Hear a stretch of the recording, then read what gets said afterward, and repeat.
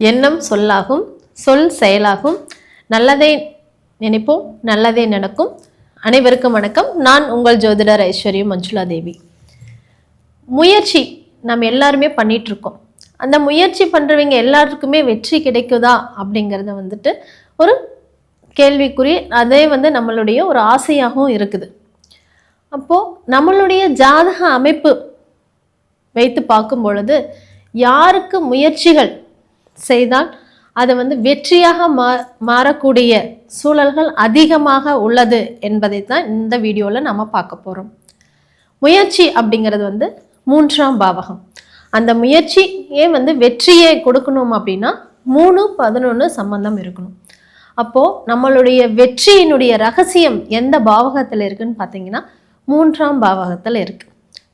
யார் ஒருவருடைய ஜாதகத்தில் இயல்பாகவே 3ஆம் அதிபதியும் 11ஆம் அதிபதியும் பரிவர்த்தனை அமைப்பில் இருக்காங்க அப்படின்னா அவங்களுக்கு இயல்பாகவே நாம் ஒரு சிலர் 10 டைம் நம்ம முயற்சி பண்ணுறோம், அப்போ தான் ஒரு சக்ஸஸ் கிடைக்குது அப்படின்னா அவங்களுக்கு 2 டைம் முயற்சி பண்ணாவே அந்த வெற்றிகள் கிடைக்கும்.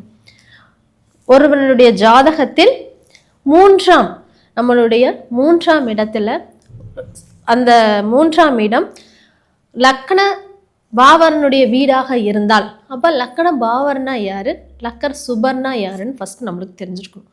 லக்கண பாவர் அப்படின்னு பார்த்தீங்கன்னா செவ்வாய், சனி, ராகு, கேது, சூரியன் பாதி சுபர் பாதி அசுபரை எடுத்துக்குவோம்.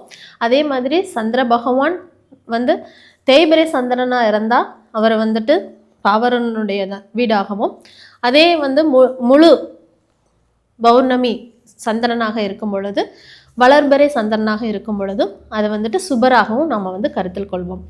இப்போ 3ஆம் இடமானது நம்மளுடைய ஜாதகத்தில் பாவர் வீடாக ஒரு செவ்வாயினுடைய வீடாக இருக்கும் பட்சத்தில் அந்த வீட்டில் சுப கிரகங்கள் சுக்கிரன், புதன், குரு இந்த கிரகங்கள் அதிகமாக இருந்தால் அவங்களுடைய முயற்சிகள் வெற்றி பலிதம் கிடைக்கும்.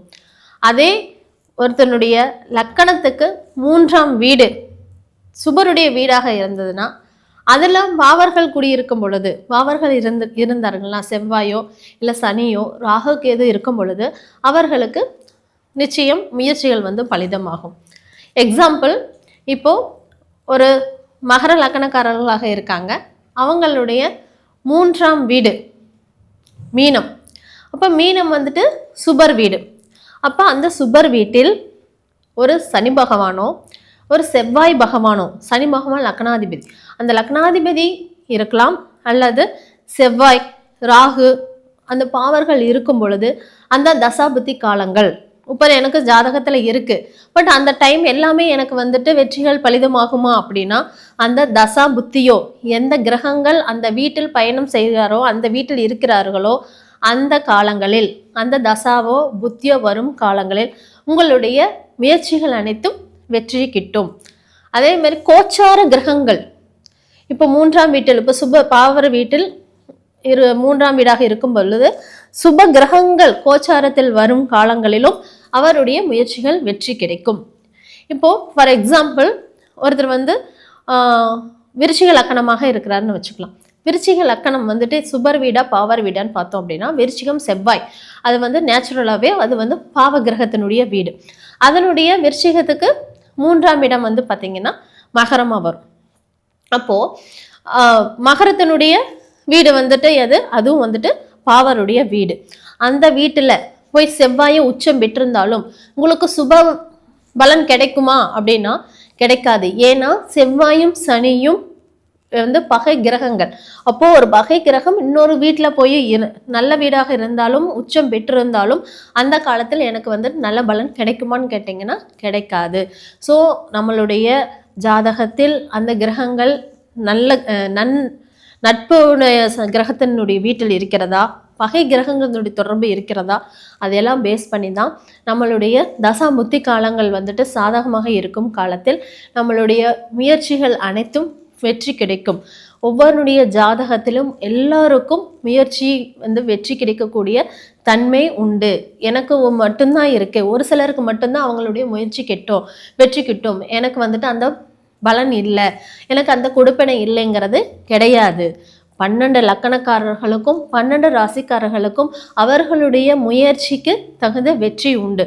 அது எப்போ எந்த காலங்களில் அப்படிங்கிறது வந்துட்டு அந்த 3ஆம் அதிபதி இருக்கக்கூடிய வீடு, அதே மாதிரி அதனுடைய சுபர் வீட்டில் இருக்கிறாரா, பாவர் வீட்டில் இருக்கிறாரா, எந்த கிரகங்களுடைய தொடர்பு இருக்குது, அதனுடைய தசா புத்தி காலங்கள் எப்போ வந்துட்டு சரியாக வருகிறது, அந்த காலங்களில் உங்களுக்கு வந்துட்டு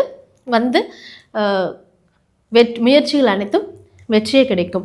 அதே மாதிரி உங்களுக்கு பாக்கியாதிபதிகள் 11ஆம் அதிபதிகள் உங்களுடைய தொடர்பு வரும் பொழுதும் முயற்சி 3ஆம் இட தொடர்பு வரும் பொழுது உங்களுக்கு நிச்சயமாக உங்களுடைய முயற்சிகள் அனைத்தும் வெற்றியே கிடைக்கும்.